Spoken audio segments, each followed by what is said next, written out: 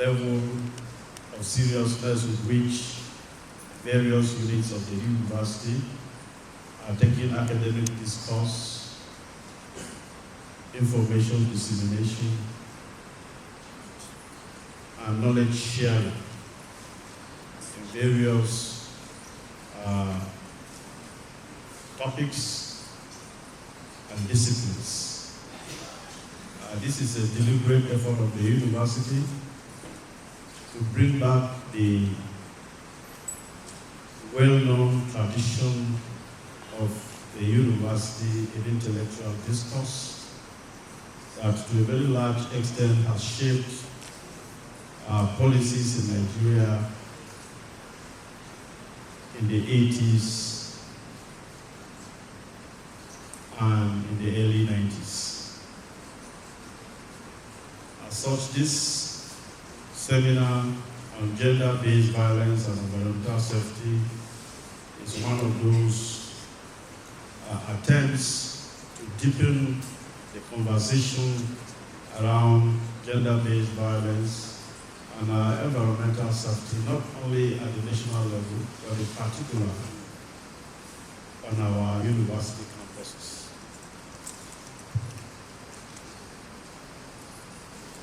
This effort is being sponsored and anchored by the African Center of Excellence on New Pedagogies in Engineering Education, ACENPEE, in collaboration with the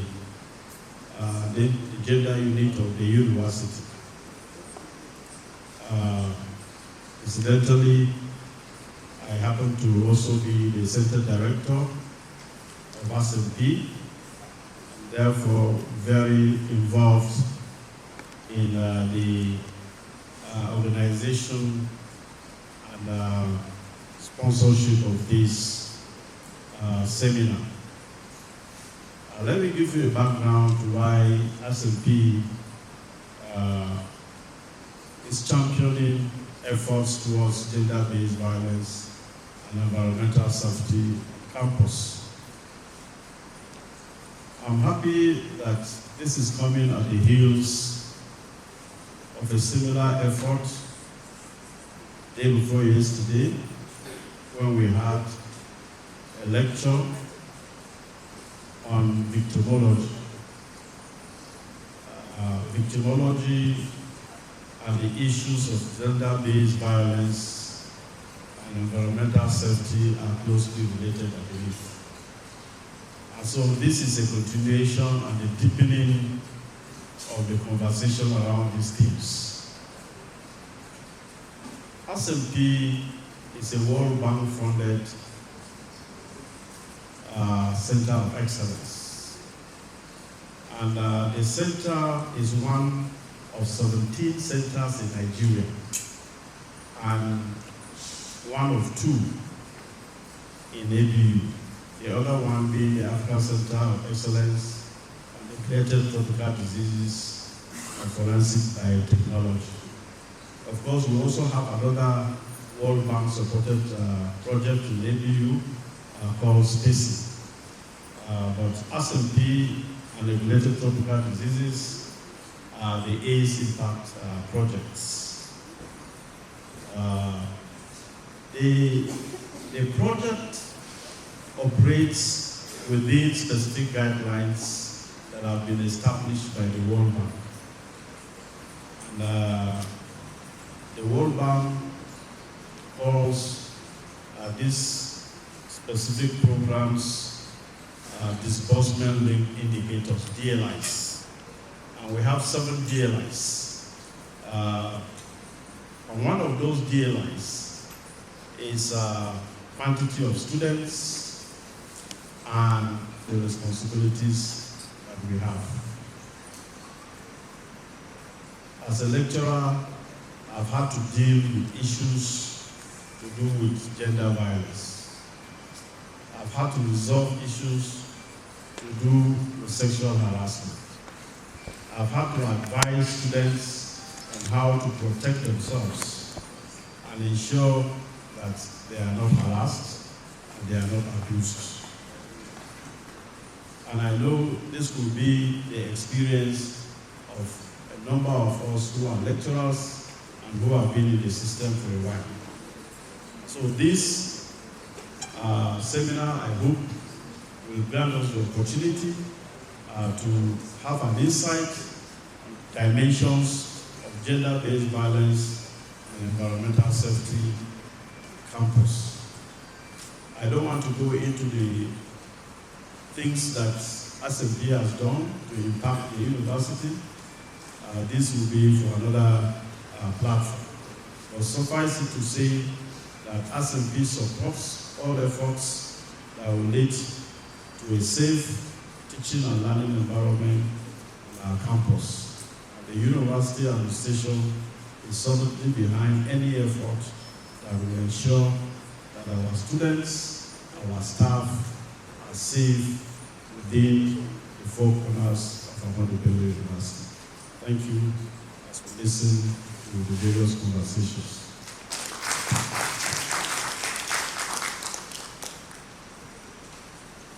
Thank you very much for that welcome address. Another round of applause for the Director of ACENPEE. Programs for students on the issue of sexual harassment. Towards the end of that, we had a visit to ACENPEE and told the center leader, Professor Bako, what we have been doing. And as AC World Bank project in Ahmadu Bello University, I'm aware the World Bank does not take or takes zero tolerance to the issue of gender-based violence. And then discussing with him, he said, Gender Policy Unit should come and collaborate with their center to do something on gender-based violence, issues of sexual exploitation and abuse, and sexual harassment. And that is how we agreed to collaborate to do this. 2 weeks' time, we'll be doing a similar one again for another World Bank Center of Excellence, SPECI. Incidentally, I am the gender officer in SPECI. The SPECI program might not be a university-wide program, but limited to the center students. And so, going through the SPECI documents on gender-based violence and gender-based officer, I came to realize that there was a sensitization program where they assessed issues of gender-based violence and sexual harassment as a moderate case in the university. They will assess some of these things and measure their levels of impact in the university. And so, being moderate doesn't mean it cannot spike to be a high-risk social problem.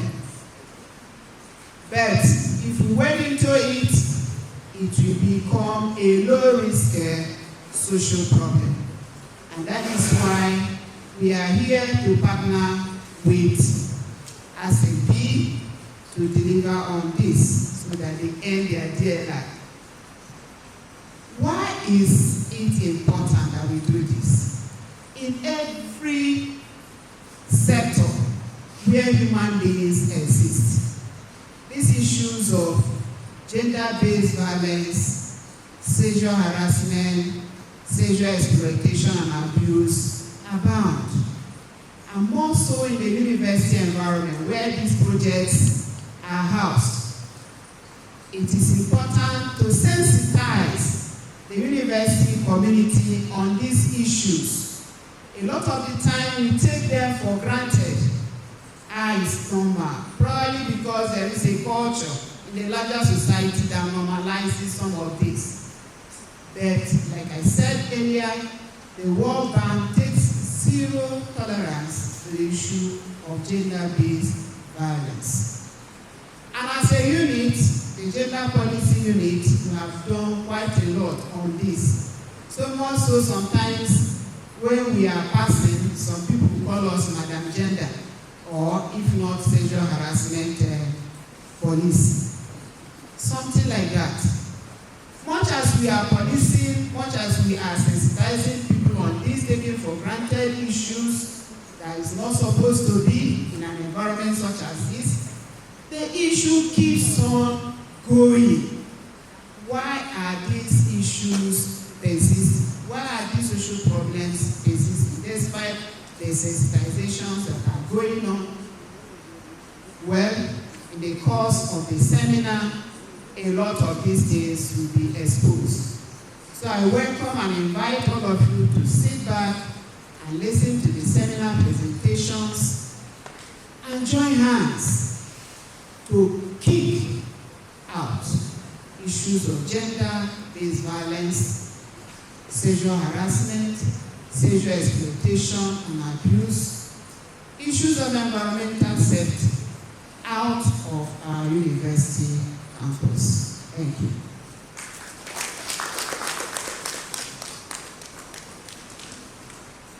Thank you very much, Coordinator of Gender Policy Unit, for those remarks. At this point, I want to call on the Chairman, Professor Bala Babaji, for his speech. Round of applause for him, please. Mates, to the sick, they will bandage her. My didn't send her there. She didn't stay well. That's why she landed. You did send her there, so she sent herself. Meaning she didn't stay well for you to punch her like this. To lay your hands on any student in this school. My that girl is very, very stubborn. She's just in 100 level. She will bring her friends to the room. They will make noise. So you don't have call admin in your hostel, or you don't have security. They say if anybody make noise, give them bandage their eye. They took life. The next thing they said touch my bonbon. Hey, can I show why? It's lying. It's lying. Touching. I didn't lie. Not touching. This case is serious. This case is very, very This serious. must be. Please. not Go, follow him, please. Follow me, you too. It's lying. It's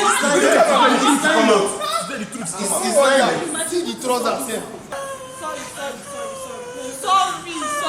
Rashid, my God, what is this? Let them see you well. Stay here, let them see you well. What is it? Good afternoon, madam, sir. Good afternoon. Now we are from area CEO, and is this our particular neighbor of ours? Oh, you're okay, you just lost fight. You tell us, I will not fight you, but we report to the security. If you treat a human being like this, you are a mother. You are even wearing big boo-boo clothes. You are a mother and you are meeting somebody's child. We are going to settle it very, very well. I promise you, ma'am. I will not disappoint you. Jamila, please don't. Hey, ma'am. First of all, look at me, ma'am. First of all, we pay her all her money you are owing her. With extra. And then you will take her to the sick bay. Any extra money you are supposed to pay, you will pay it. And then when you pay, we are very happy for this platform. It would. Please, thank you.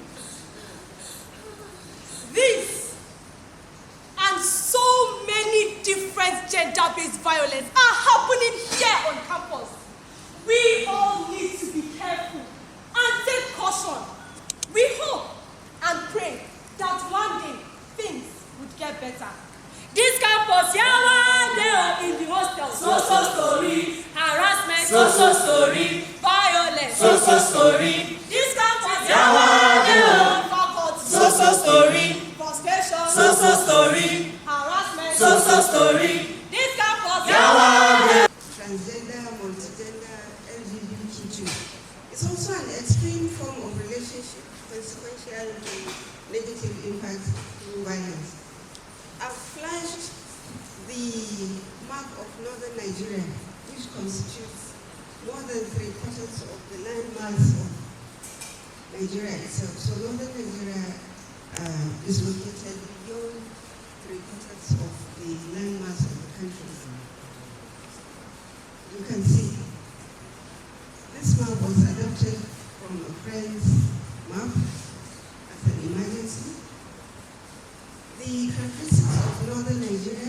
will make sense to what I will tell or what I will discuss.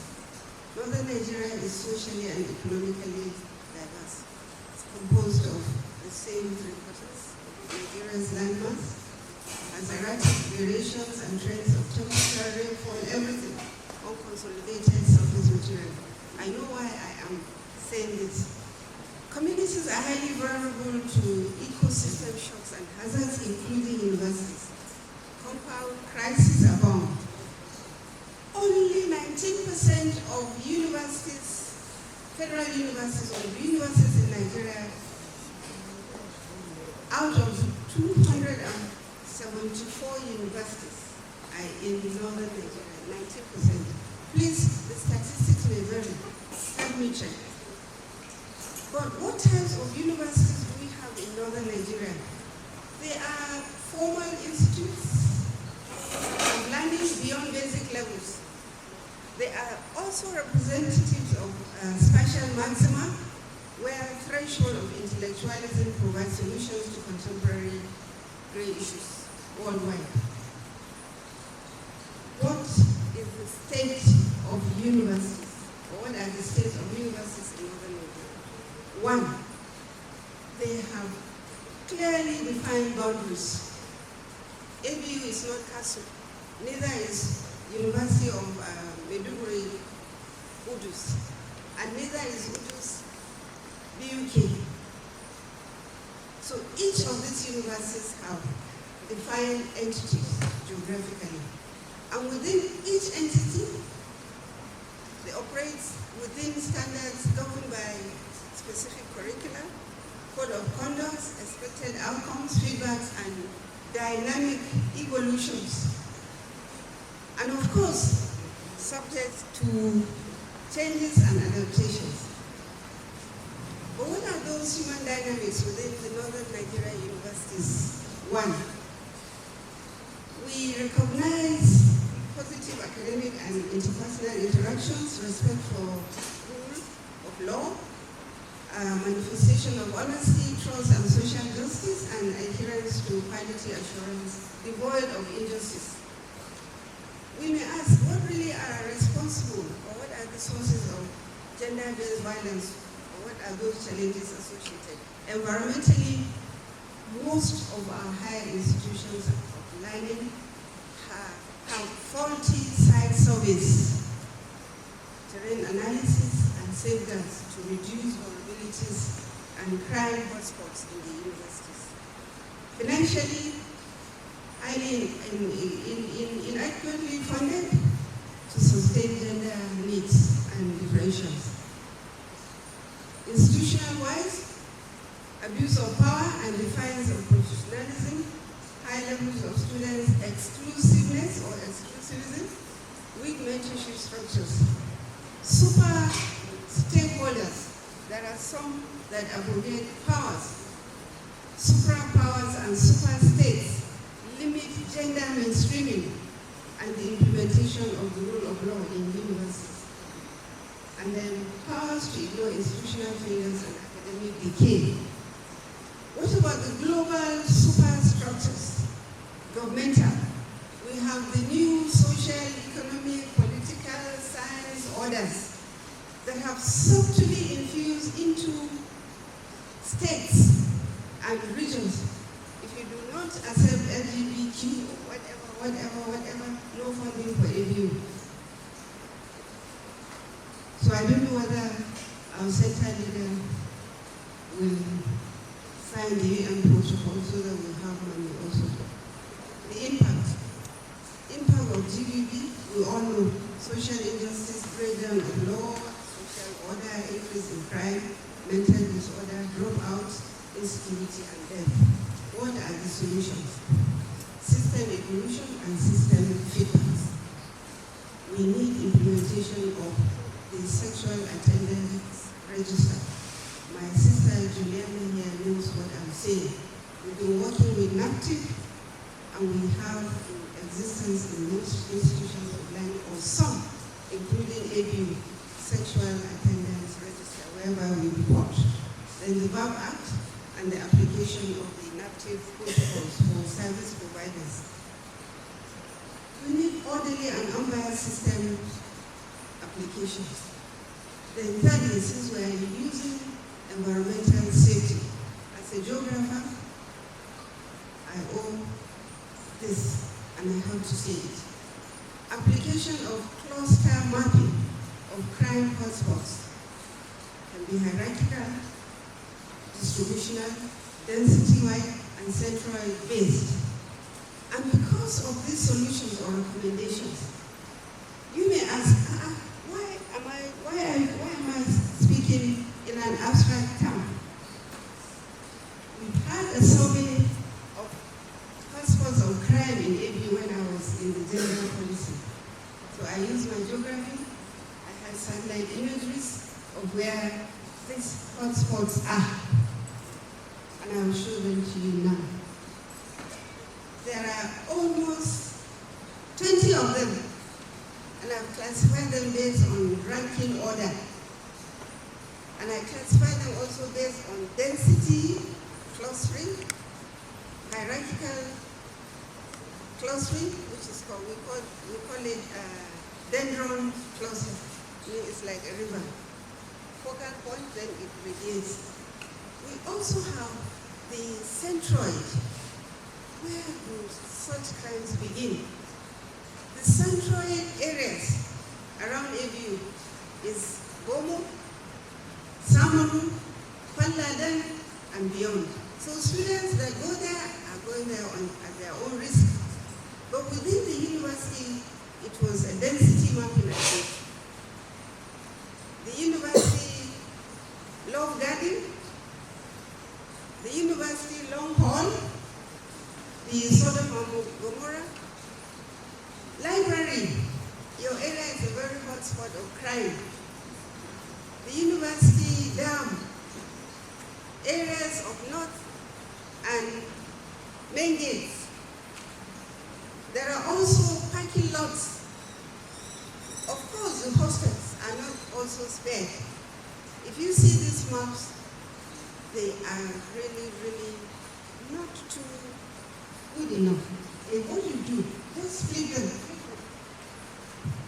The resolution. Okay. Maybe please in 2 minutes I'll finish this. This is the gym.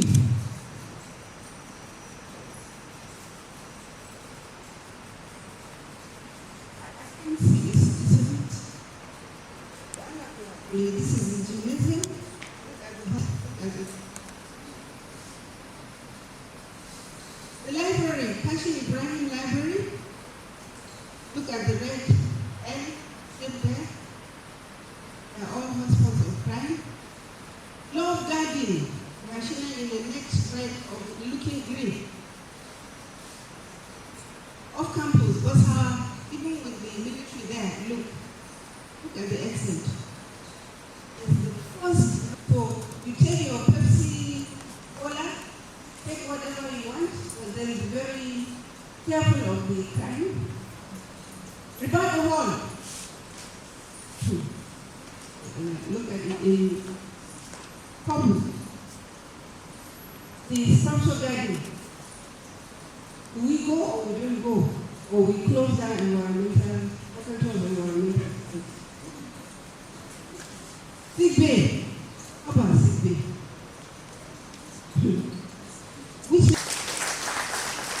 Very excellent and summary presentation on the challenges of gender-based violence in modern Nigerian universities.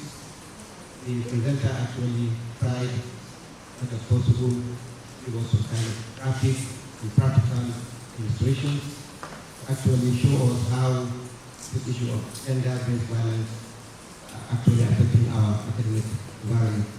We decided to pick Ahmadu Bello University, Zaria, to properly demonstrate how these issues are happening.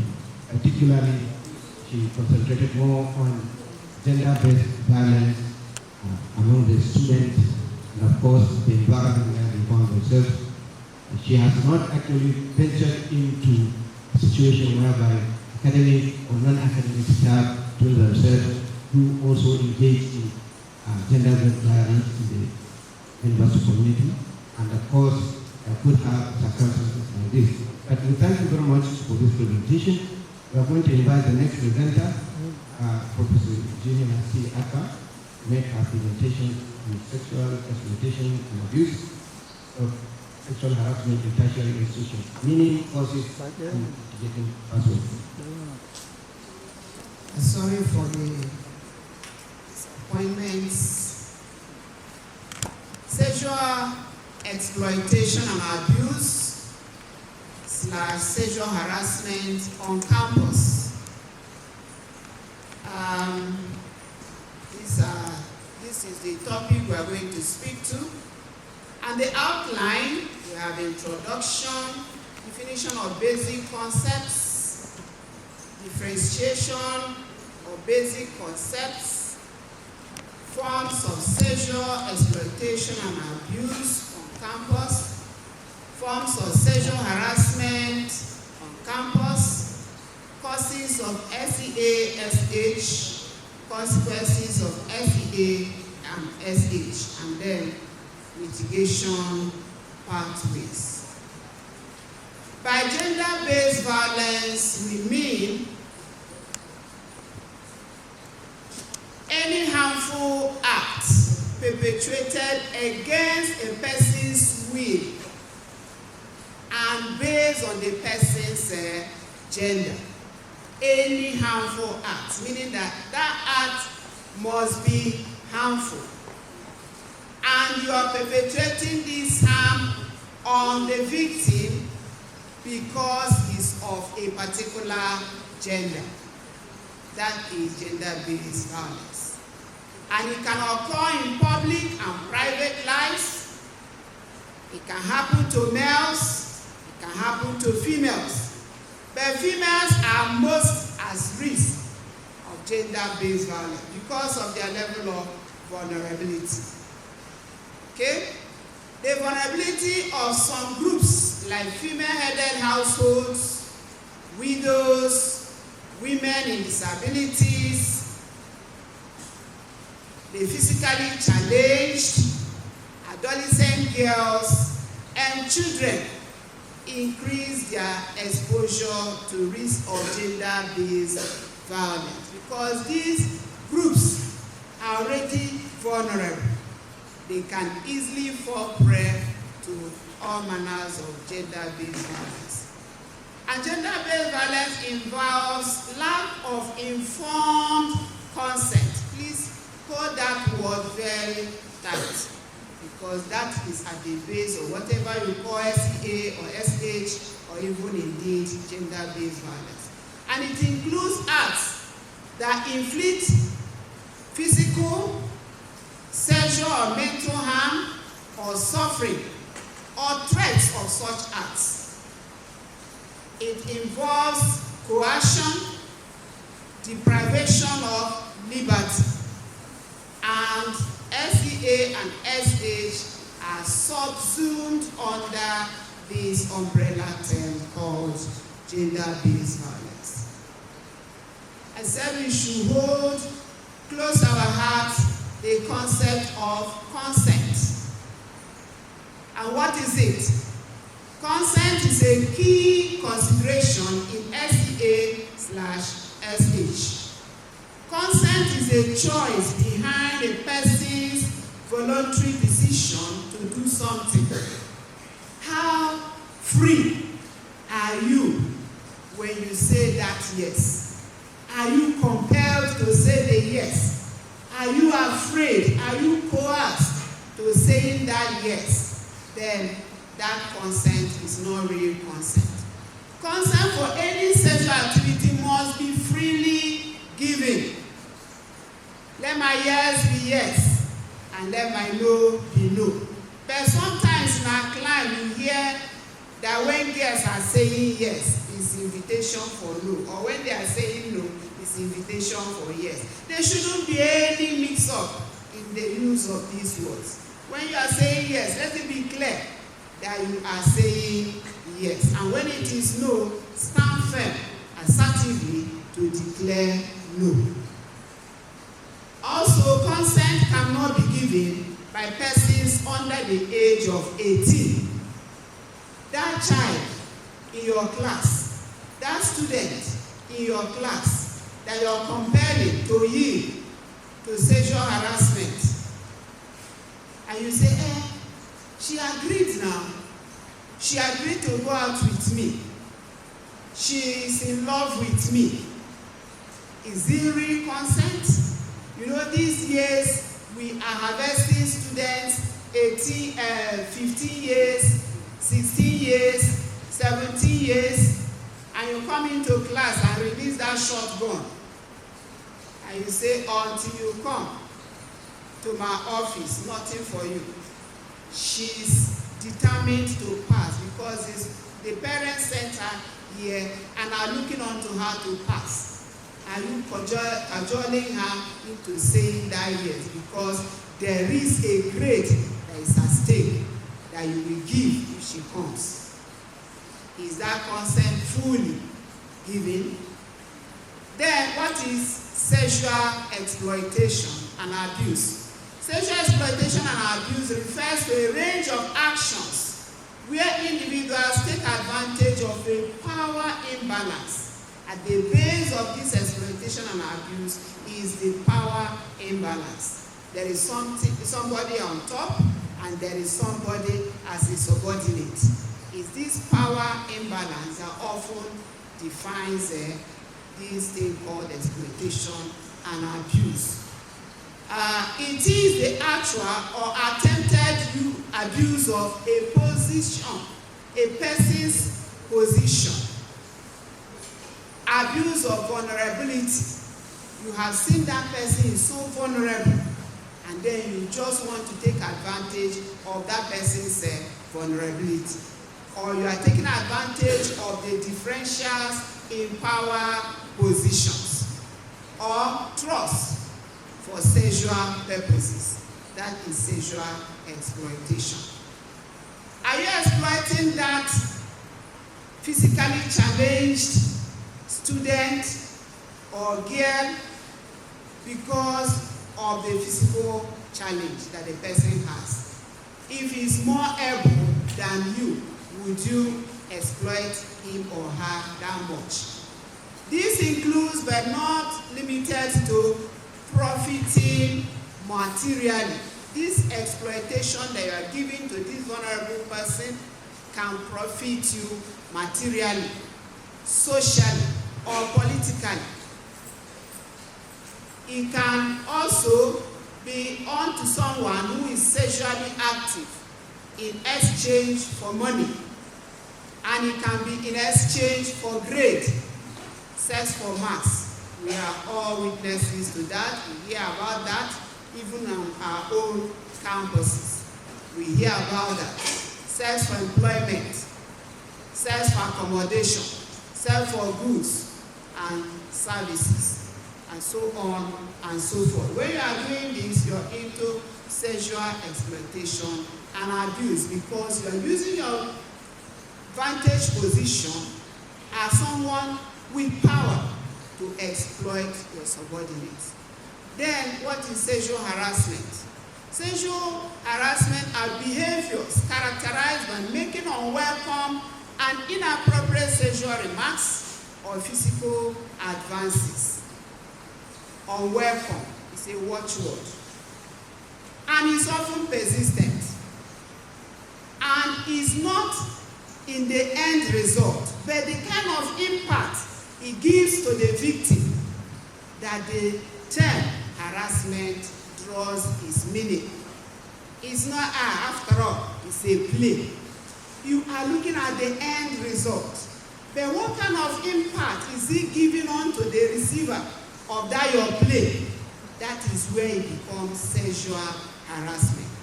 It includes unwelcome behavior or comments related to a person's sex. You see the drama when they take light. A fellow male student will hit the other one, say, see your bumbo. That's sexual harassment. That's sexual harassment. But you might take it for granted that it is just a joke. I don't mean it.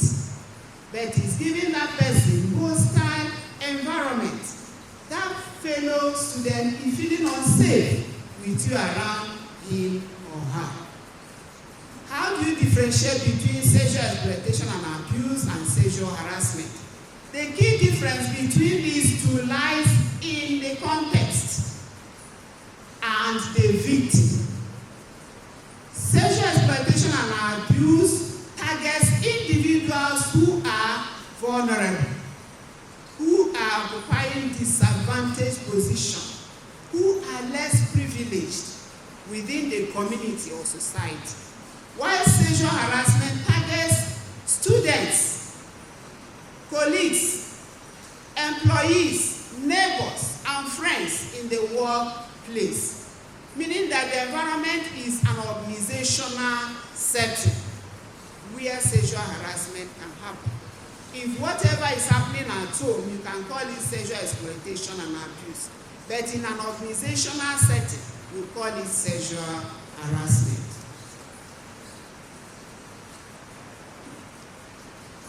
Okay, forms of sexual exploitation and abuse. The first form is sexual bribery. Solicitation of sex, any sexual activity or other sex-linked behavior for a promise of elevation in work or even for grade. That is sexual bribery. To bribe your way through. Quid pro quo, this for that, Latin word for this for that. You are offering grades or other academic advantages in exchange for sexual favors. I don't want to tell my story why I didn't read the economics. Should I? Economics 102, they call it in those days. We came in, and there was a professor teaching that course. He will deliberately fail all female students, whether you're good or you're bad. And then, in turn, is he hurting you? It doesn't bite. And all of that. And when you are brave to have gone through that, I don't know whether the end result will be the actual sex act.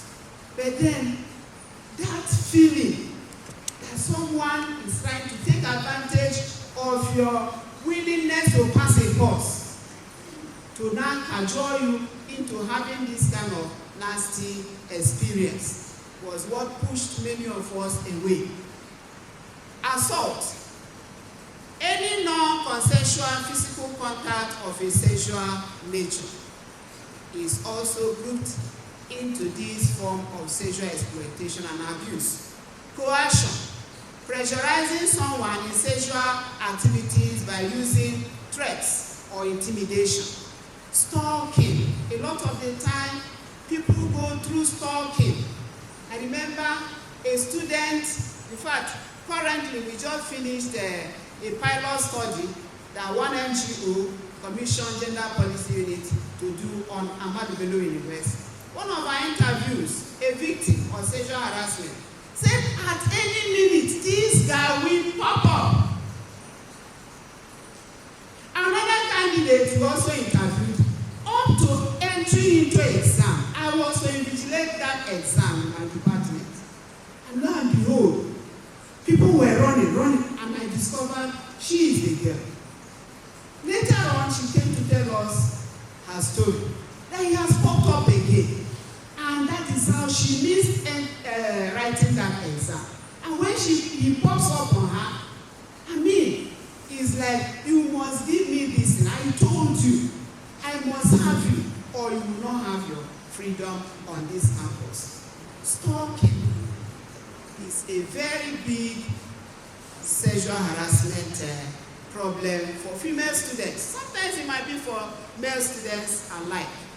Cyber exploitation, sharing or threatening to share intimate images or information without consent. Cyber bullying, a lot of it go on. And then so many people will be pushed out of spaces that they are supposed to have enjoyed because of these kinds of cyber exploitation. Sex watching. In the common room, for example, a group of guys might just sit, and then when girls are passing, they will be sizing them up. See this one, Yash. See him backyard. See how he's just flaunting what her God had endowed her with. And all of those comments, can be sexually exploiting and harassing. Girls can do it too. One tell us say the macho. Look at the 6 muscles. I don't know how they count the muscles for macho men. There are forms of sexual harassment. It can be verbal. Talk it out. Look at that picture. Yelling. Talk it out. Shout it out.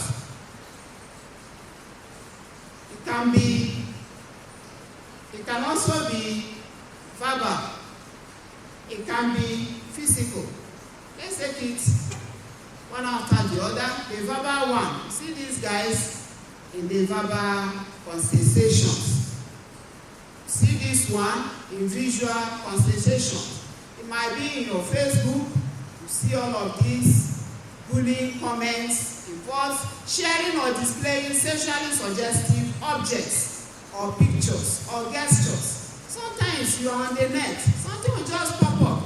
You didn't solicit for it, but it's giving you some kind of visual sexual harassment. Then physical harassment. I like this. The second picture. You know why I like it? The lady is dealing with the man. It's a true life story. It happened in Adamawa State. The man came back and was yelling and trying to, use the woman as punching bag. And God just gave her power to turn the thing around. And then he got the man down and was seriously dealing with her. So meaning that a man can go through this kind of physical harassment as well. And even you see the background of my first page in this thing, it was a female trying to touch and harass a male there. So it's not just a woman problem. Both men and women go through it. Causes of SEA and SH, power differentials, organizational culture. There is a culture that some organizations promote this sexual harassment. Societal attitudes. What is society's attitude towards what we call sexual harassment? That I touch somebody's body. What is it? But it's just mere play now. Why are you making noise? It's normal. Girls and boys play the moonlight game and they touch themselves and nothing happens. But in our dispensation now, a lot happen. During the traditional times, they can innocently go through that moonlight game and nothing happens. But the mind of modern man, so much has been programmed there that the slightest, we send so much messages that you don't even welcome. Lack of effective policies. Do we have sexual harassment policy? How effective is it? It can cause sexual harassment because if you don't have an effective policy on ground, people will know that they will get away with whatever act they engage in. Lack of accountability mechanism, including safe reporting channels. There may be policy, but the reporting channels, how safe are they? We are there in PG school, gender policy unit. A lot of people don't even know that we exist, let alone when they have these cases coming to report to us. But they do that, I don't know. Or what we used to practice before, is there integrity in that? Sexy clothing, that's another contested cause of sexual harassment. When you wear all this skimpy stuff, you are encouraging the guys to come after you. And it's not only girls that wear skimpy stuff. The men also wear skirts that also sexually arouse females to even sexually start disturbing them. But when a guy is disturbed, it's not the same as sexual harassment. It's when you respond after that provocation that it becomes harassment. You can have self-control to call your thing to order when you are provoked. Yes, God has given us that self-control. Flirting is another thing that causes sexual harassment. A female student who is walking into a lecture very late, and then you wear your couscous shoe from the door, and you also dress in a revealing way. What are you sending? What message are you sending to the lecturer or to the opposite sex? I am available. You can come on. You can come along. Alcohol or substance abuse is another cause of sexual exploitation and abuse. When you are under the influence of these substances, you can do and undo. Consequences of sexual harassment: becoming publicly sexualized. When you go through sexual harassment, you just feel you are publicly sexualized. Everybody has sized you up. Everybody knows who you are. Being objectified. You know, a lot of the times, males objectify females. They just see them as or school performance as a result of stress condition. When you are constantly harassed, you even don't have interest in going to work or going for lectures, because you know once you make appearance, the harassment will continue. Information of character and reputation. Character of the individual. The reputation of the university is also at stake. When Lagos State University, Mr. Lecturer was the case. Everybody started advertising Unilag. Parents started thinking twice before sending their children abroad to such a university. God forbid, maybe you will never lose this station account of sexual harassment. Firing and refusal for a job opportunity can lead to loss of job or career and ultimately loss of income. When that person you are doing quid pro quo with, constantly follow up on their progress. Are they healing? We can provide safe spaces for them, but official structure called safe space is not yet built for gender policy units, and we keep praying that that kind of safe space will be built with time, so that we will help victims or survivors to heal while they are going through their mitigation pathways. Training and education. Educating students and staff about consent and respectful behavior can reduce the risk of sexual violence. Sometimes when you don't speak about these things, they go unnoticed. People continue to take it for granted. But when we speak against them, you know, something about human behavior, it takes time to change a behavior, but there is a starting point. Once you hear that these things are no longer to be taken for granted, there is not enough to just have a cat call on the opposite gender.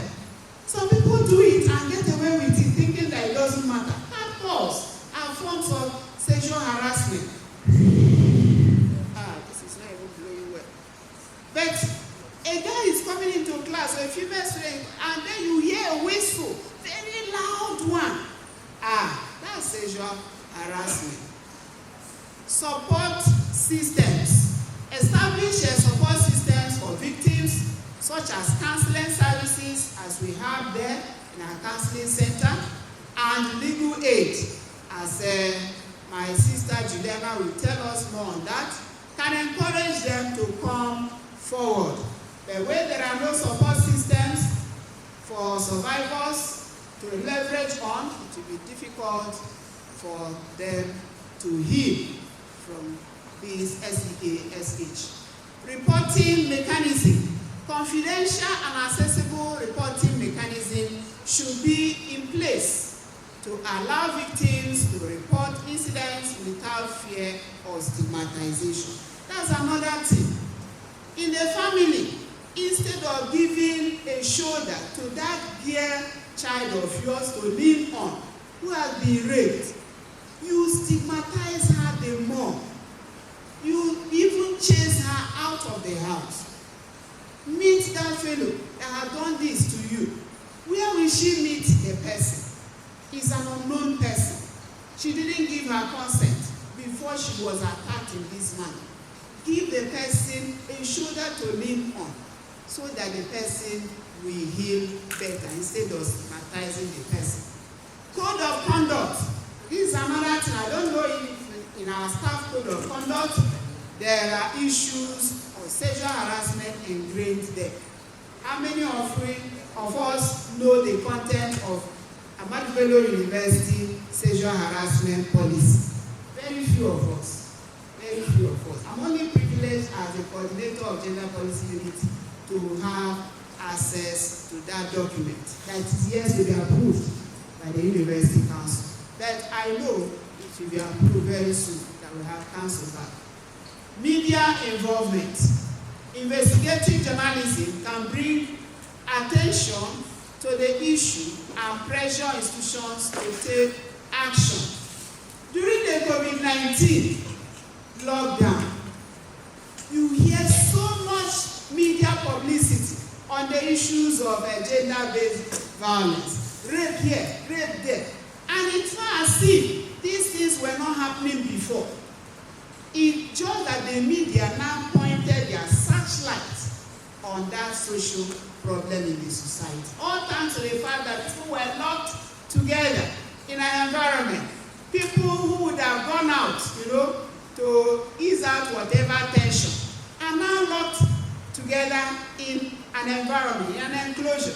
So you keep battering your partner as if he's the one that is not giving you increased minimum wage. She's not the one.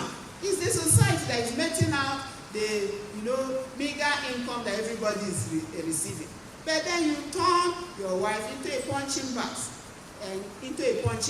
all thanks to whatever society is giving to you.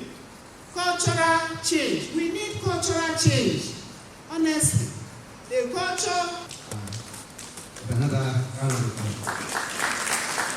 The second presenter actually tried to give us a definition of sexual exploitation, abuse, and sexual harassment, making further to give us some of the distinctions between the two concepts. And actually she tried to tell us that really gender-based violence is not just restricted between a male and a female, but it also happens between a female against a male. But actually she tried to show that when we talk about gender-based violence, particularly sexual exploitation, one thing is very important, that is consent. Now, of course, I will give English participants and leaders here to make comments. But when you talk about the forms, I have actually listened to the area of causes and of course some circumstances. One, there could have a kind of presumption that once the parties involved are married, there may not be a kind of abuse in this circumstance. But I'm sure that there could have a lot of explanation, and I will give you an opportunity to further enlighten, because some culture, and of course in some other religions, marriage is very important, and you don't need the consent of your wife before you have an affair with her. And she may not be interested at that particular time. What would be the condition?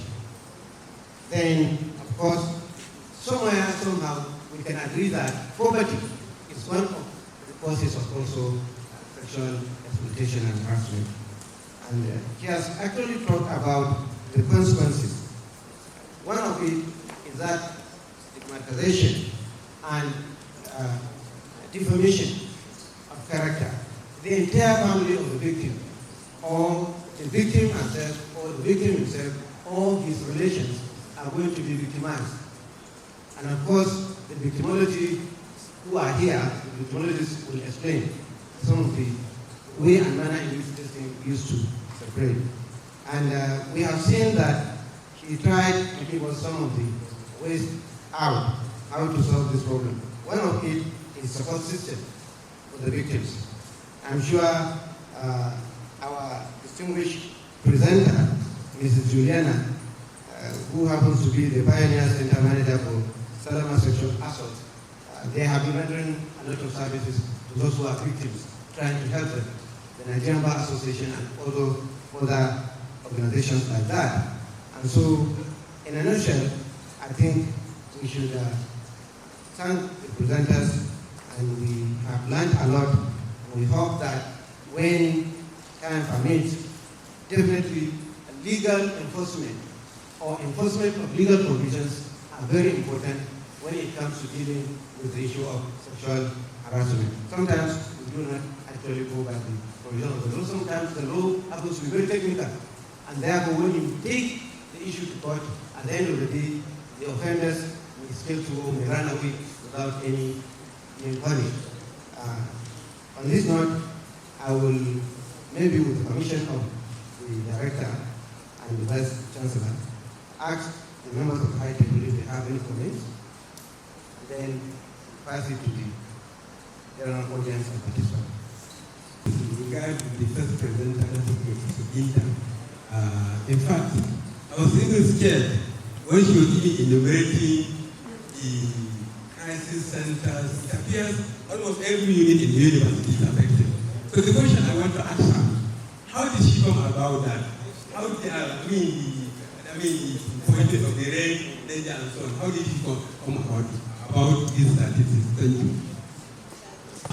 Permit me to stand on the existing protocols. My name is James Ahmadu. I'm representing the Faculty of Life Sciences. I just have few suggestions.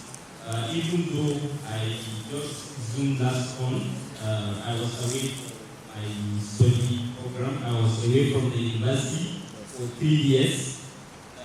I'm not sure whether the gender policy unit have in place maybe some form of committees at the faculty and departmental levels. If there is no that provision, I want to suggest that the gender-based violence unit or the gender policy unit look into possibility of constituting maybe gender-based violence committees at the departmental level and also faculty levels. Secondly, I want to make another suggestion. Going by the presentation by the drama committee, I think also the gender policy unit can create a form of awareness by producing similar videos so that those videos can be circulated to students maybe during orientation at departmental, faculty, and university levels. These are my suggestions. Thank you. Computer Science, Ahmadu Bello University. I want to start on the existing protocol. Actually, I appreciate both presenters, and my question is actually on the second presenter. I heard her saying that consent starts from age 18, and I was in a program of such, and I asked, and I heard the presenter also saying that early marriages are one of the issues of this gender violence, and they were also talking about age 18.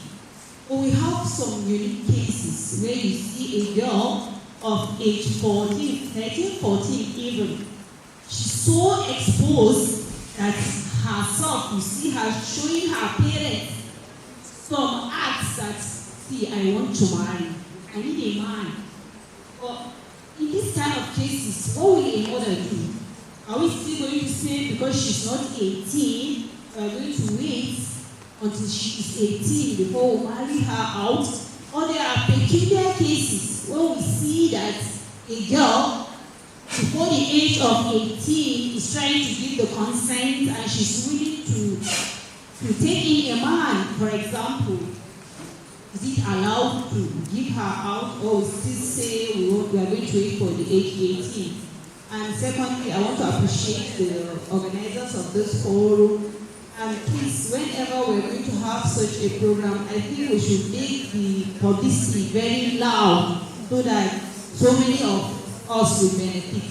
Thank you very much for the two presentations. I want to also suggest that we discuss critically the issues. We've had most of these issues, but how do we deal with them?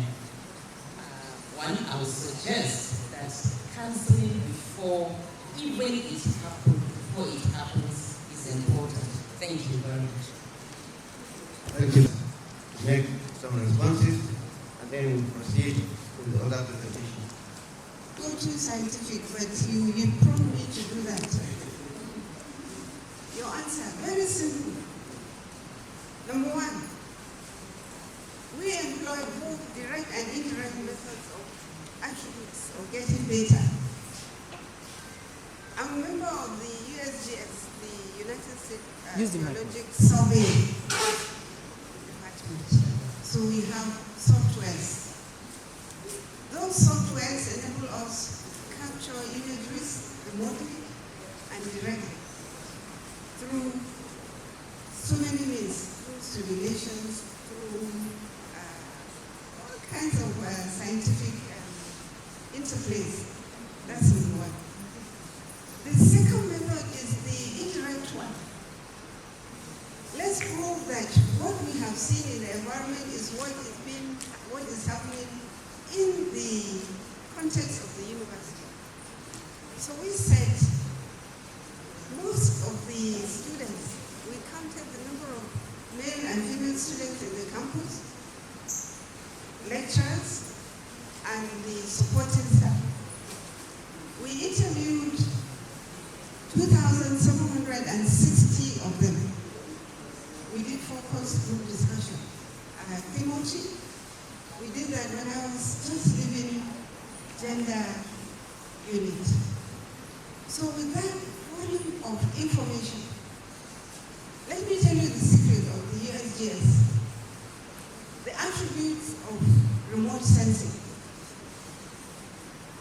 I isolated indices of safety.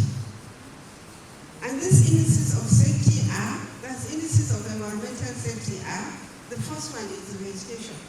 I did VID, Vegetation Index Analysis of the university. I know exactly the number of trees where the highest concentration of trees are. Then we did slope analysis. From what angle can you view your partner in another angle? I measured the degree. In fact, the slope from Senate to the lowest in where the university pond is, I call it a pond. It's an artificial lake. It slopes. It's a depressing angle. It's an angle of depression. Then there was also terrain analysis. Where is the university sloping? Where is it elevating? And where are the spots that people can hide and manifest their wahala? We all did that. It's highly mathematical. Then there was what I call urban heat island. You may be surprised. Is MU an urban center? The issue is no. But climatically, we ought to know the degree of heat, the ambient air. Where does comfort lie? Is it in the hostel? Is it outside? Or is it in the love garden? So we realize that the lowest temperatures in the universities are where the VID is high. That's where the vegetation, the level is very high. And we also find that the university lake is another serene environment where the ambient air is cool. But where there is heat is in the hostel, and that is where fight begins. But if you want to take sanctity, maybe you want to have enjoyment. You see male and female students going to read, to study in KIL. So what they did was to use those beautiful flowers behind you in the pretense of going there to enjoy the low ambient air, which is cool. But they did something else. So that's how we were able to, just purely the temperature analysis or the heat mapping, we did that. It will be of surprise to you, yes, and that's where the most crime is. That is the apex, and that's why it has a hierarchical cluster mapping, because it radiates. It radiates into the university because it's centroid. The university is central, and it has clusters. It's those clusters that I showed you. University staff, students, and even be pregnant and give birth to a child. What will happen? Where will the solution be, even without marriage? But in any case, let us invite our erudite Professor Fatima B. Ibrahim to present on environmental safety on campus. Educational resources on dangers of alcohol and drugs. And lucky enough, we have this in our GEMS courses, one of our GEMS courses, or some of them. There is 102 environmental health, where the students are taught on the dangers of substance abuse. Then also, it's also important that those that are struggling with substance abuse are given support by counseling and providing rehabilitation services. Then provision of health facilities and programs is also very important. To this, we have our ACENPEE, which provides health services to members of the university community. Then lastly, feedbacks are very, very important in any university campus. It is expected that feedback should be sought from students, faculty, and staff on safety concerns, and suggestions for improvement should be welcomed. Regular review and updating of safety policies and practices based on feedback and new development should also be done. And it will be good to create advisory committees or task forces that will include representatives from various campus groups to oversee safety initiatives. And with this, I've come to the end of the presentation of some of my references, and thank you for your attention. Thank you very much. We are indeed very grateful for you. We need to manage time properly so that we'll be able to attend, particularly our course teaching and research. And of course, some of the areas that she concentrated more having regards to the idea of having a kind of efficient energy. How do you manage energy? Energy is very important, particularly if not because we have energy now, this environment wouldn't have been conducive for us. We would have been in trouble. And if you look at it, some time ago, we had a kind of NEPA outage whereby we don't have light in the two campuses, Congo and Salmon. We suffered a lot, and academic activities suffered. And that is why the congregation wants to talk about it.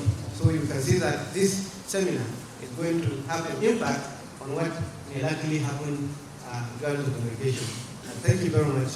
We're now going to invite our last speaker, Mrs. Juliana H. Joseph. You are welcome. The legal perspective. Yes. In the sense that in this business, I've been working with lawyers. I hear their arguments and their provisions. But most importantly, I was very excited when Professor Peter gave me a call and said, we would like you to come and make a presentation at our public lecture. And I said, very well, I'm ready to do that. One, I was excited because we've had cases from this campus being reported to us. And then number two, we know that the issues of gender-based violence are ongoing, and in most cases, people don't always. And then you are traumatized because you have been abused. Instead of putting in 8 hours, you hardly put in 2 hours. It means that the person that has employed you is not having benefit for his or her money. And in the home, between husband and wife, just as Eugenia put it, because when she was talking, she took me down memory lane of the cases that we have treated. As it stands, the Pioneer Center has recorded, as at the last count, 1,006 cases. It is a number for statisticians, but for us, there are 1,006 worrying stories. There are 1,006 souls that are traumatized and they cannot give in their best for the society. So, distinguished ladies and gentlemen, as we sit here, I want us to have a mental arithmetic. You are a young girl. You've just lost your father.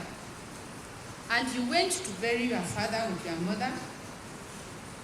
Your mother asked you to come back home and take charge of the home front. And on your way between Lokoja and Abuja, you run into armed robbers. They abduct you, they rape you. In the month of July, you are betrothed to be married in September. You are a virgin. The rape did not stop at that. You became pregnant. What will the law do? I know that even at the federal level, they are still grappling with the issue of pregnancies that arise as a result of rape.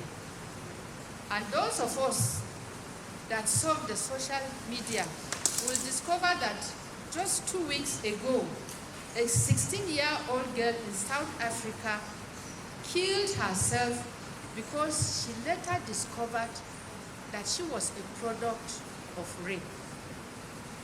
So the issues go beyond what we hear. They are better imagined than experienced. And for us that are mothers, that are sitting in this hall, I would want to call on us that we be more vigilant. Imagine your 5-year-old daughter coming to you and she's saying, Uma, Appa zai kwana nan yau kuma? And you say, yes.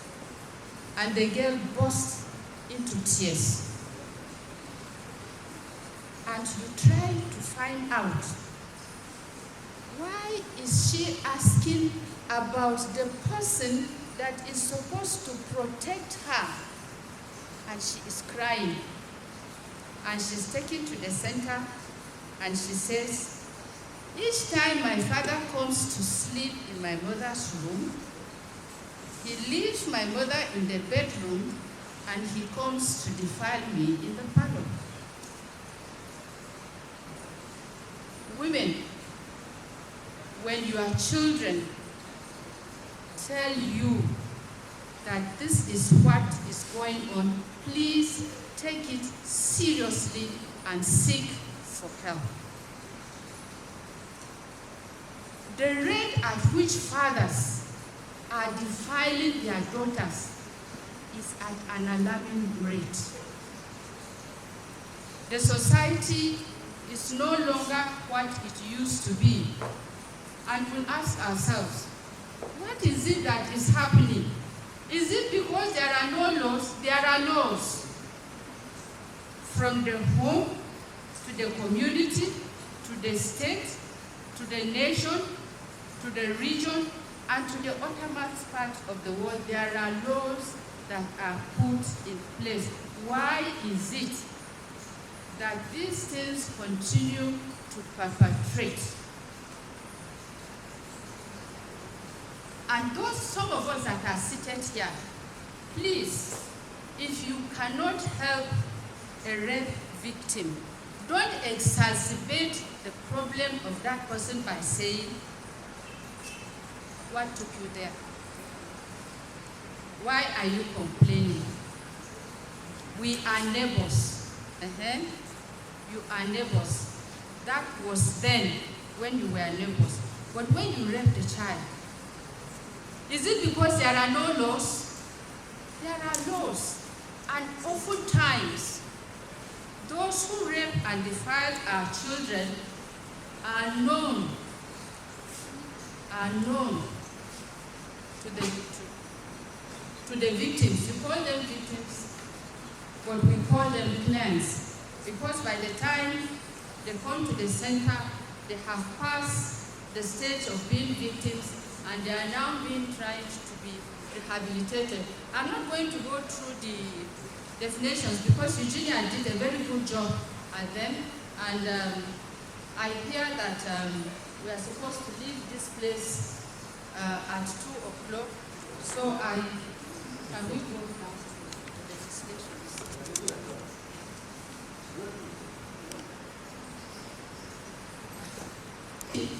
That there is an overlap between GBV, sexual exploitation and assault, and then sexual assault as specific forms of violence. Violence is violence. I was talking with a gentleman who sat beside me, and he said, what is the cause of all these issues?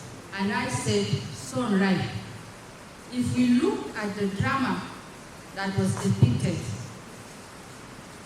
the employer of Jamila did what she did because she was at an advantage position, and Jamila was at her beck and beckon.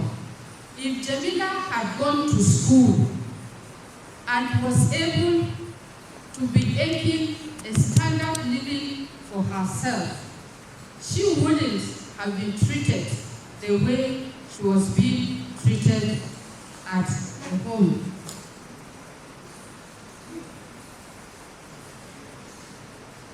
Efforts to combat GBV, SEA, and SA include creating comprehensive legal frameworks, raising public awareness just as you are doing here, supporting survivors, and holding perpetrators accountable through robust legal and policy measures.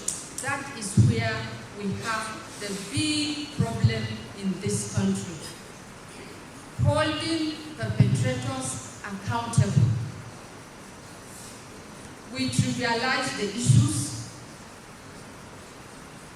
and the perpetrator becomes the winner, and the victim becomes the person that has committed the crime. Gender-based violence, sexual exploitation and abuse, and sexual assault are severe violations of human rights that have profound legal implications. Understanding these legal dimensions involves examining both international and domestic legal frameworks designed to protect individuals and hold perpetrators accountable. International legal frameworks.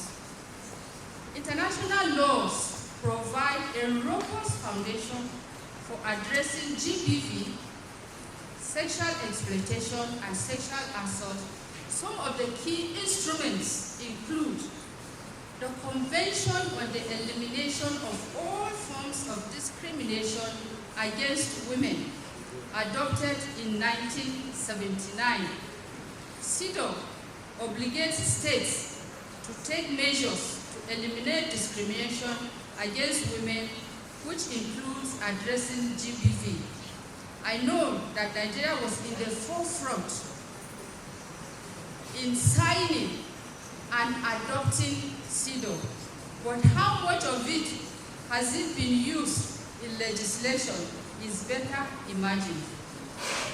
The Declaration on the Elimination of Violence Against Women, this 1993 declaration recognizes violence against women as a violation of human rights and fundamental freedoms.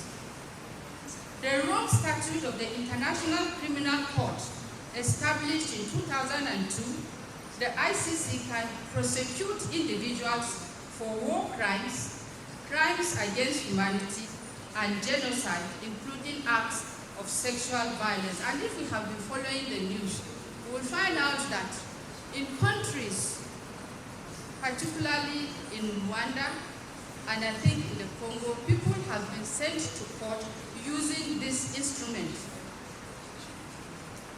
We have regional legal instruments.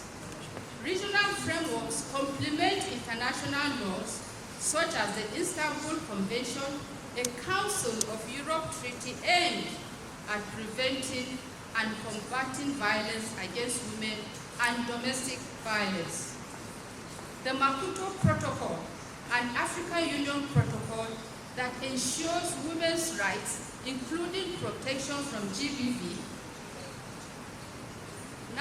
Each country has its own legal systems to address GBV, SEA and SA, which typically include criminal laws. These laws define and penalize acts of GBV, SEA and SA. They include specific provisions for rape, domestic violence, and sexual harassment. Civil laws. These laws provide remedies for victims, such as restraining orders, because there are instances, especially in spousal abuse, where the two parties separate to see if they can settle their cases, but perhaps either of the partners keeps going to the house of the other partner to perpetrate the violence. A restraining order is given that that person does not continue to go to that house. Labor laws. They address sexual harassment in the workplace, ensuring safe and equitable working environments. I can tell you that during the COVID-19 restrictions, there was an increase in cases of violence. And we were wondering, why was it so? Because people had nowhere to go. So obviously, the devil had work for them to do. And during politics, a desk was created in INEC office, where issues of violence, particularly against women, were reported. And so violence comes in different forms. There is no endeavor in this life that you will not find people trying to perpetrate violence because they are fighting for supremacy. Challenges in legal enforcement. Despite robust legal frameworks, several challenges persist in the effective enforcement of laws against GBV. I know that somebody reacted and said, or was it Eugenia that said, a girl was raped, she didn't get to a health facility until after 5 days. So obviously, all forms of evidence that would have helped in the case were already gone. And so the person was most likely to get away with the crime. Inadequate legal protections. Some legal systems lack comprehensive laws or have loopholes that hinder the prosecution of offenders. In fact, it can be very traumatic when you get to the police station and they are asking you, why took you there? What were you wearing? What did you go to do? Instead of being neutral, listen to what happened. And distinguished ladies and gentlemen, rape is no respecter of persons. It comes to the rich as it comes to the poor. It comes to those highly placed in society as it comes to those lowly placed in society. If we remember a few years back, a family that was living in London who had not visited home for a long time, I think it was in Ekiti State, and they came back home. And I think they were either traveling from Ekiti to another town, and they ran into bandits. It was a husband, his wife, and their 13-year-old girl. They were abducted and taken to the bush. It was the 13-year-old girl that was first defiled. And she was defiled in the presence of the father and the mother, and she was crying, "Daddy, please help me." Daddy could not help because Daddy was also being sodomized, and his wife was raped in his very presence. So, is it because there are no laws? It is because the laws and our system of investigation is faulty. And we must tell ourselves the truth. As long as we do not do what we ought to do, and we continue to do what we like to do and wish to do, Nigeria will continue to experience the problems that are currently bedeviling the country. If you look at all that is happening in the society, it has some elements of gender-based violence. It is either you are violating your people because you are in a privileged position and there is nothing they can do about it, so you do what you like, you don't do what you ought to do. Or as a lecturer, because the student is at your beckon, so you do what you like, instead of building that individual up for use in the society, you are demoralizing that person, and you make a nonsense of that person, and by the time the person gets out of the university, the person has not actually achieved what the person came to do in the first instance. We have global and local initiatives. Efforts to strengthen legal responses include capacity building, just as you are doing today. You are building the capacity of the university community so that they will know that these violations are taking place before their very eyes, and that some of us seated here are perpetrating the violence, and that we need to do something about it, because we are talking about people. We are not talking about abstract things. Public awareness campaigns, educating communities, and in this instance the university community, about their legal rights and the importance of reporting abuses. Putting in place a robust reporting system, especially in institutions of learning where students and staff feel safe to report such cases and get prosecutions. I sympathize with Eugenia when she was giving her own presentation. She is given a position, but she is not given the authority to do the work that that position requires. And then at the end of the day, you are going to judge her for doing a job that you didn't support her to do it the way it should have been done. Support services for victims, providing legal aid, counseling, and self-shelters to survivors. At the Salama Center, it is a one-stop center.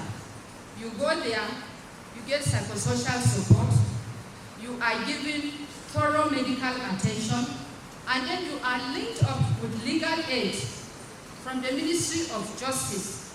And all these services are supposed, mark my word, they are supposed to be free. But are there provisions that these services are actually given free? If it wasn't for NGOs and other organizations that have been supported, those centers would have been closed by today.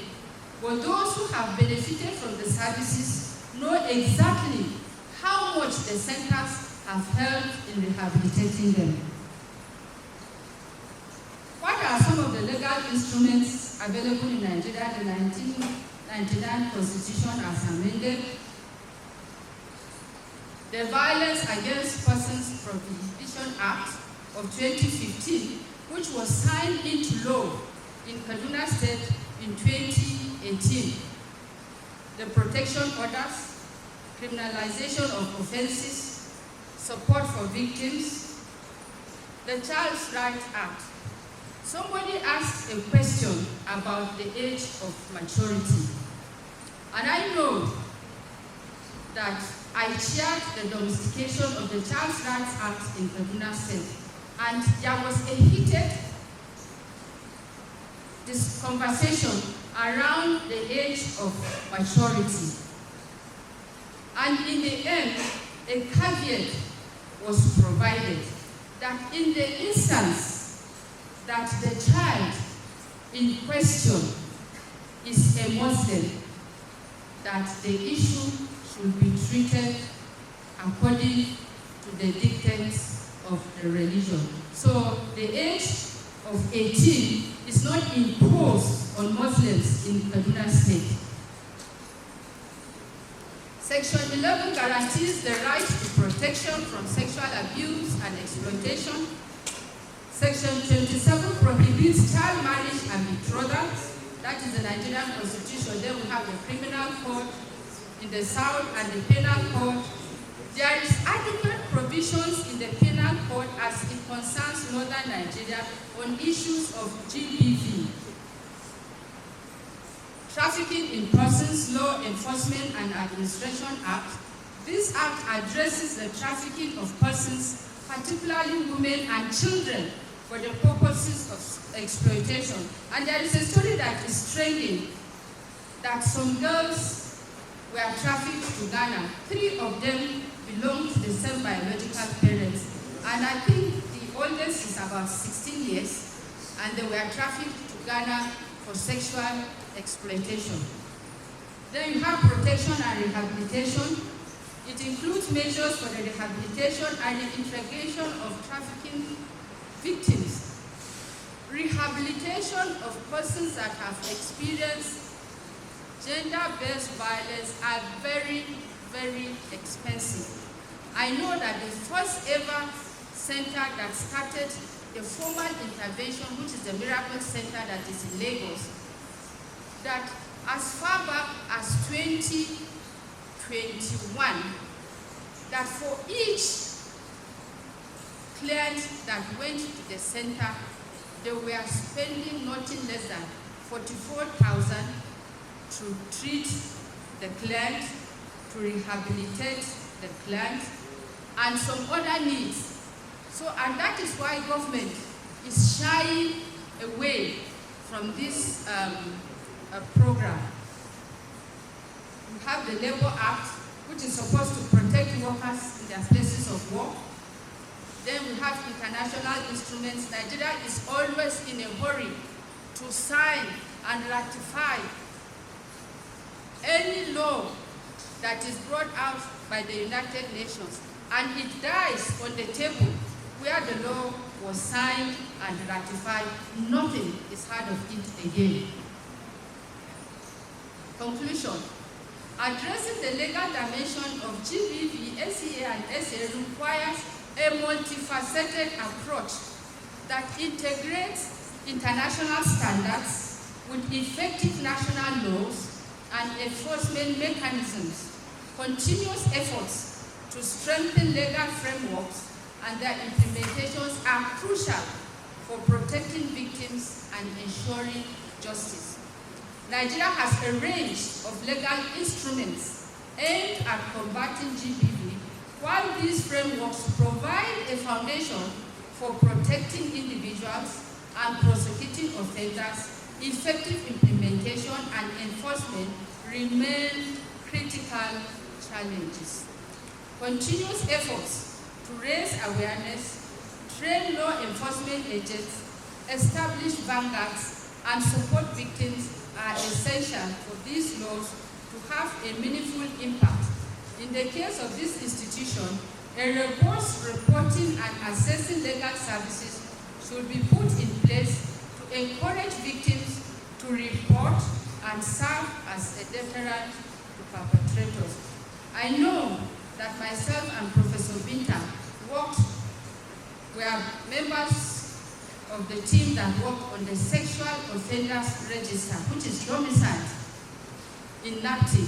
It is a register that stores the names of violators of gender crimes. At national level, she was able to guide us through some of the combat, which is a regional law.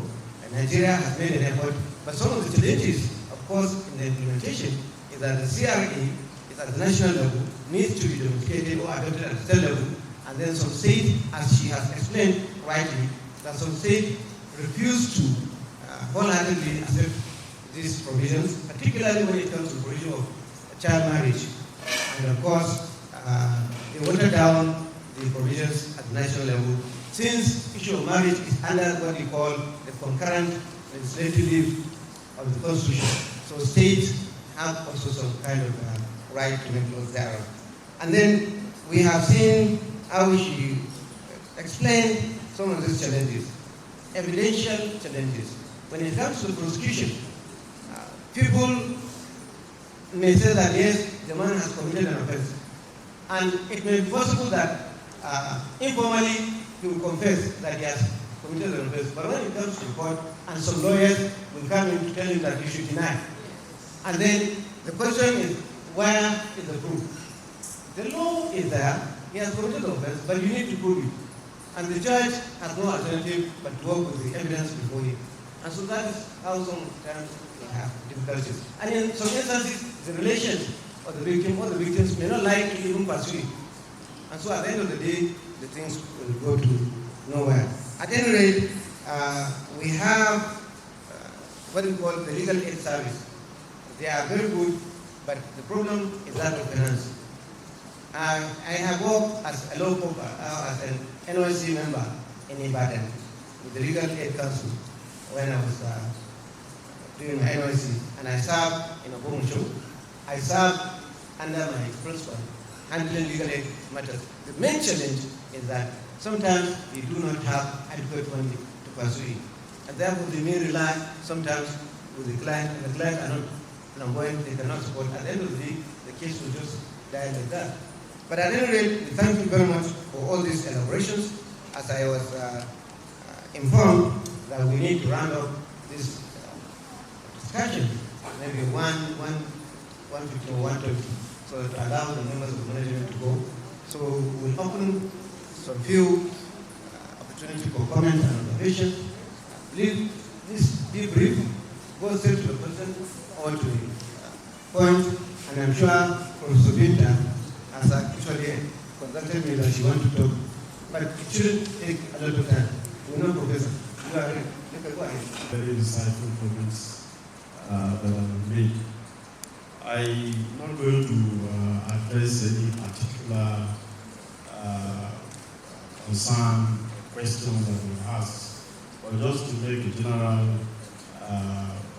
position about where the university stands as far as gender-based violence is concerned.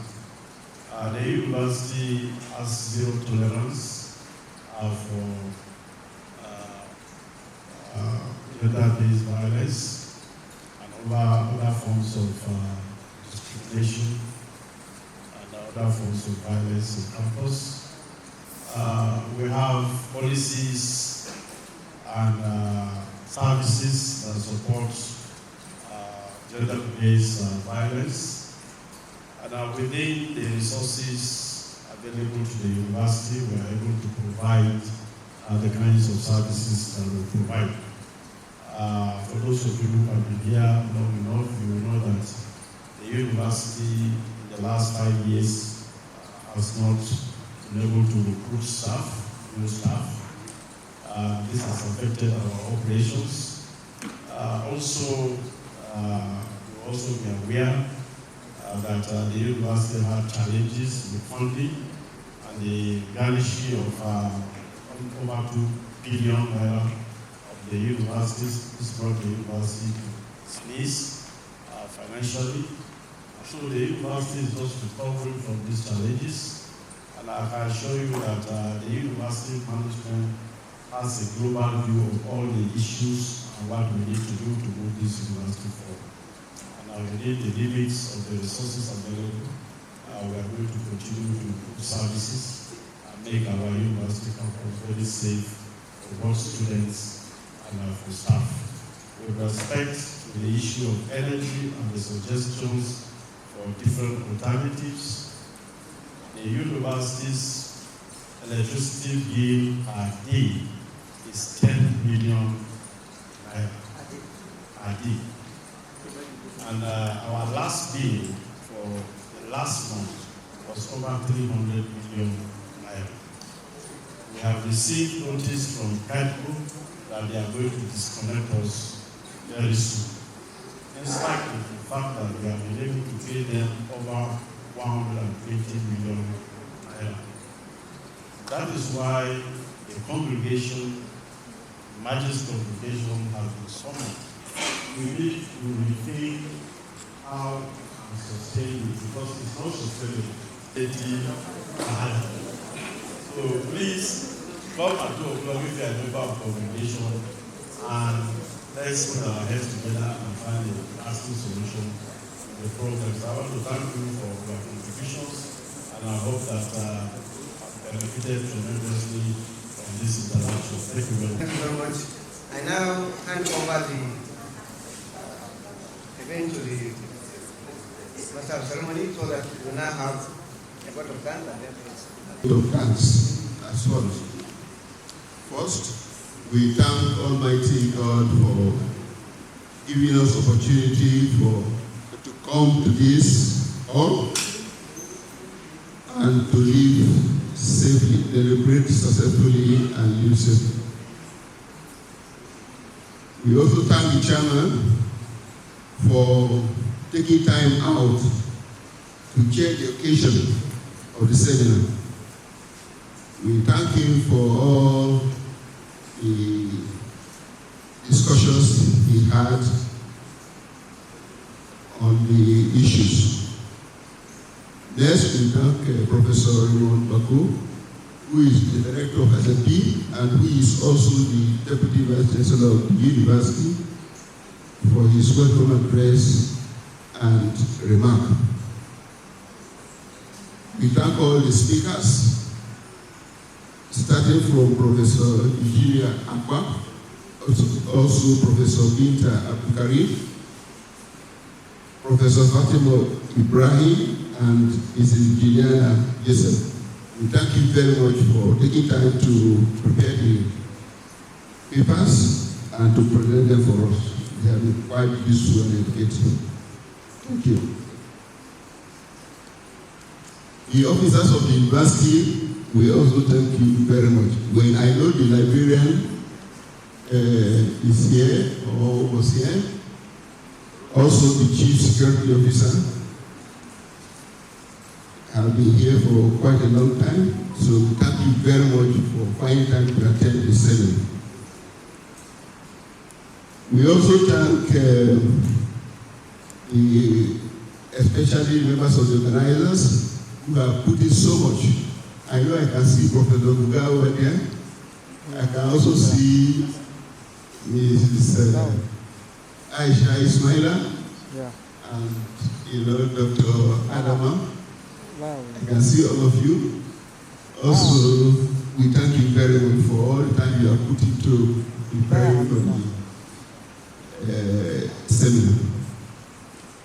We thank everybody for coming here. We also thank the media crew, especially the gentleman from NTA. We thank you very much. We also thank the members from the University Communication Unit. We thank the security men, we thank the receptionists, and all that have made contribution to this successful seminar. Sorry if I have not mentioned the office, please forgive me, but we appreciate the effort everyone who has taken to come to this seminar, especially the faculty members, the faculty representatives. Thank you very much, and please educate your faculties and various units on what. Yes, Ahmed. At this point, we would have the national anthem after.